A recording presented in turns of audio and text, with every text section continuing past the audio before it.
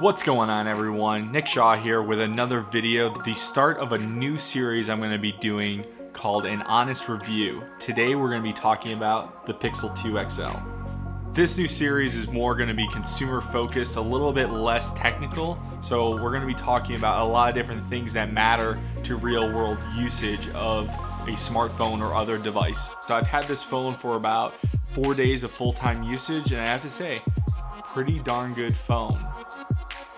In the box comes, of course, the phone, the charger, charging cable, dongle for the headphone jack to USB-C. Come on, Google. And another conversion dongle that goes from USB to USB-C.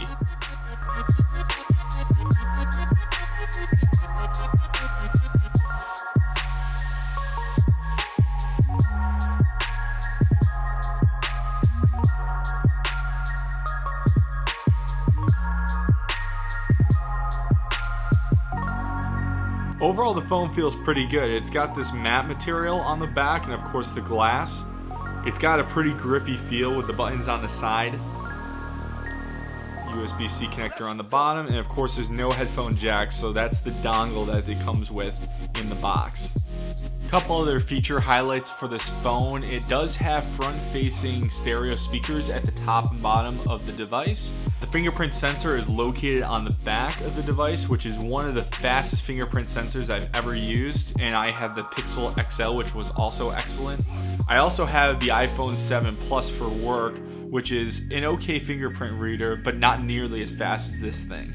It is IP67, which means that it is rated to be under 1 meter of water up to 30 minutes, which is pretty good if this takes a short little dive into a pool, toilet, something like that, depending on where you're using your smartphone. At least it's protected. Not nearly as good as some of the other flagship phones from Samsung and Apple. Those are IP68. One of the newest cool features that's a little bit underrated about this guy is a squeeze feature, that the device is actually pressure sensitive to activate the Google Assistant. So you squeeze on it and it brings up the Assistant. There's a couple other ways to activate the Assistant. The traditional press and hold on the home button, which makes that come up.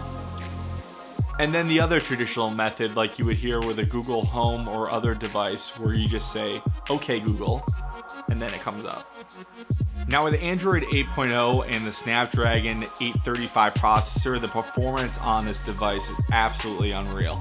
It's snappy, very fluid, no slowdown whatsoever. There's a couple other new exciting features that are currently only for the Pixel. A feature called song identification, that the song that you are currently hearing, whether you're in a restaurant, a bar, something's playing on TV, or you're at a friend's house, that will show up on the home screen and let you know what the song is. And all this happens offline. So there's an offline songs database that is stored on the device where nothing gets sent out to the cloud or listening back and forth. So all that data stays contained in your phone. Pretty smart feature. Been using this phone for about 4 days now, and the battery life is simply amazing.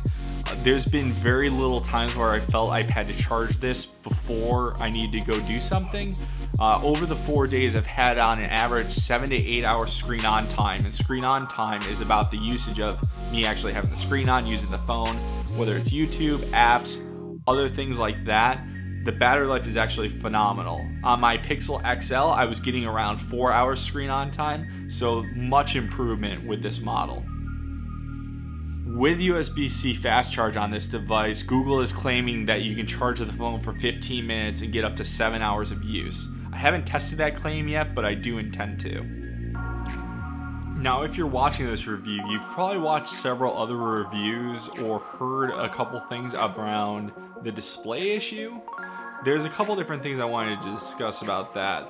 A lot of the complaints have been around a blue tint on the screen if you're viewing it off axis.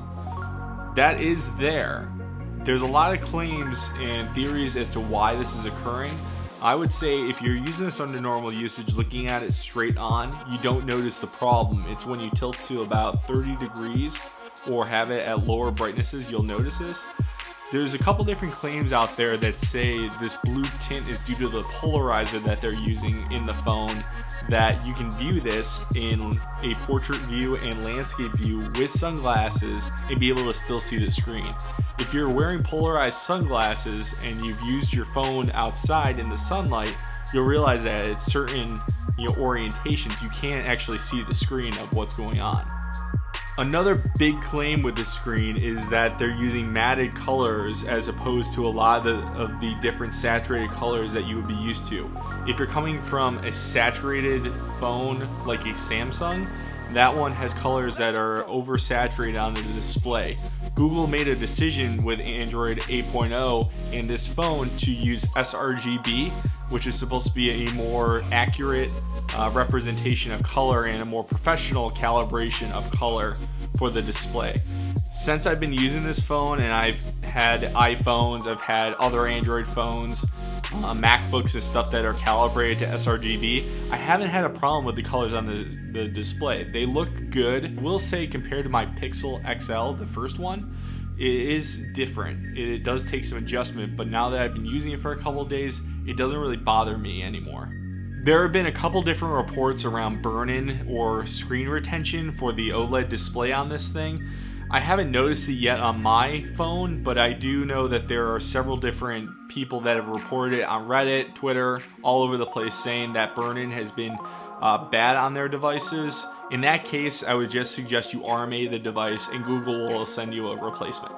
Again, if you're experiencing these issues, it's probably due to the LG screen and the quality control that they had. So they're the ones that actually made the XL device. They had some severe lacking on the quality control for this phone, the V30, and several other of their most recent phones, that they're having some screen uniformity issues when they're producing these displays. So it's a little bit different than the Samsung OLED displays that a lot of people are saying look amazing. Again, there's a little bit of colored vividness on those displays, so that's a couple different complaints that people are finding with the screen. On my model, I haven't observed any of those issues other than the blue tint when you get to about 30-degree tilt. So if I'm tilting my phone like this, that's not typically how I use my phone, but that is bothersome for some people, especially when you're spending $800, $900 on a phone. All in all, I would say this display looks crisp, very sharp. The colors look great. I don't have any real concerns using this after 4 days, and if I do have a concern, Google now announced that they are extending the warranty to 2 years. So if anything does happen to the screen, I can send it in for a replacement. I don't have to worry about that. The other thing they did announce is that through a software update, they are going to add a higher vivid mode. There's a vivid mode toggle on the settings right now that adds 10% more vividness to the colors on the display from that sRGB mode. They're doing a further software update to give you guys the option to have more vivid colors so it looks more like a Samsung phone or another phone that's a little bit more saturated. Okay, so now that we got the screen out of the way, the big thing that I want to talk about and the biggest, best feature around this new phone is the camera. Now, the Pixel 1 had an amazing camera. There was a lot of software things they did behind the scenes with Google's new HDR Plus that they really improved on in the Pixel 2. And both the Pixel 2 and Pixel XL have the same camera. Same camera, same software, all the Google magic, and it looks amazing. What's new between the Pixel 1 and the Pixel 2 this year is that the Pixel 2 utilizes split pixels to do a new portrait mode that you would normally see with a big DSLR, and it actually takes really amazing pictures with awesome results. The front-facing camera is actually very impressive on this phone. So in all, I would encourage you, if you're considering switching from an iPhone to another phone, there really isn't a better device other than maybe a Galaxy S8 or a Galaxy Note 8, which I still feel that Samsung has a little bit bloated software compared to just the plain Google experience you would get with a Pixel. I would encourage you to take that leap and try out the new phone if you're considering switching to Android from an iPhone. So to wrap things up on this first episode of an honest review, all in all, screen issues aside, I would highly recommend getting the Pixel 2 XL. I feel that it is one of the best phones out there right now, if not the best phone on the market. It's only going to get better. So with software updates and improvements and things that Google are pushing, the screen issues aside, I wouldn't be worried too much about those being the only reason why you wouldn't get this phone. And besides, a lot of the internet that are nitpicking about the display are literally viewing it like this, looking for imperfections. So that aside, day to day, you're not going to notice most of the gripes that people have about this.